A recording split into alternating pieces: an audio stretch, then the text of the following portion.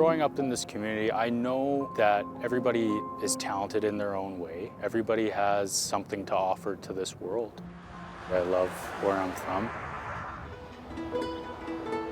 For my community to have their own police service, it was always an interesting thing. I knew of police officers and kind of interacted with them, and it was always nice to see a First Nations individual in the role of this authority, right? And it's kind of what motivated me to get in this position as well. We're just in the town site located in the Standoff community. Standoff's kind of considered the main hub on the reserve. We usually attend calls for service here on a daily. Simple assaults, serious assaults, mischief calls. Some of these houses, at some point, they were involved with a lot of individuals that were doing drugs. The Blood Tribe housing departments tear down those houses, and wherever those plots are, they want to make sure they have brand new, nice homes for new families to get involved in. We're policing our own people, you know, especially the members who are from the nation here. This is Al's boy. Yeah. We grew up here. We know everybody. Everybody knows us. We treat people with more respect, only because we have that intimacy and that knowledge with them. It's a big reserve. It's a large area. It's challenging, especially when you're faced with the shortage of resources. We got called to a residence here on the reserve. A female subject said she was assaulted. We were able to locate a female suspect. The female victim has been transported by Blood Tribe BMS to most likely the hospital just to get a further assessment. We're still doing the investigations. Officers are still talking to witnesses. But again, we've located the suspect and I think everybody's safe right now. On the reserve, we do have a drug problem. They have everlasting effects on not only the individual, but their family.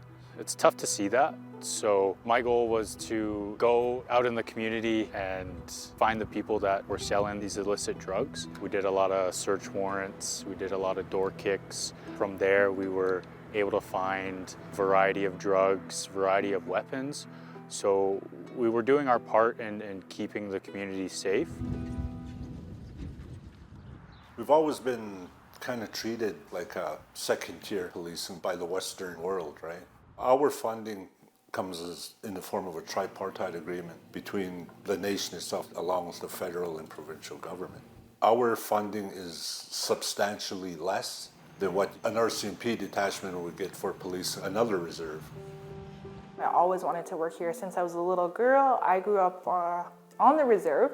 We had a science fair, and what I did for that day was I got everything for like a forensic, and I got like baby powder, did everybody's fingerprints. I won first place, so it was really good.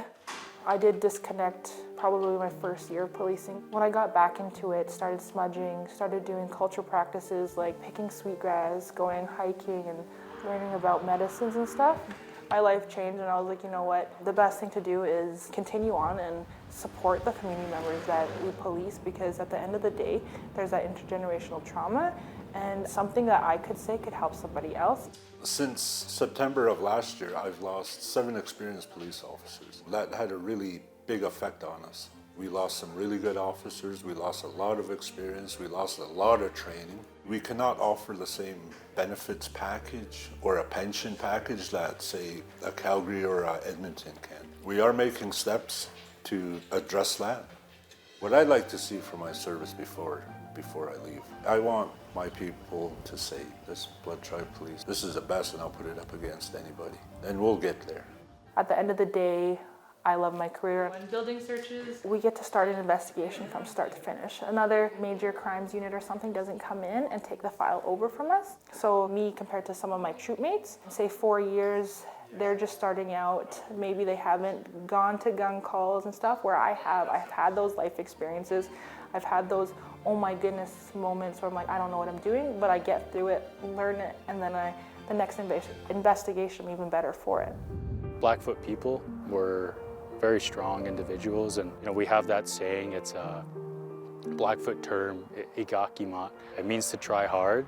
There's a little bit more meaning to it, and that's what I would remind the community, igakimat. Try hard and keep going.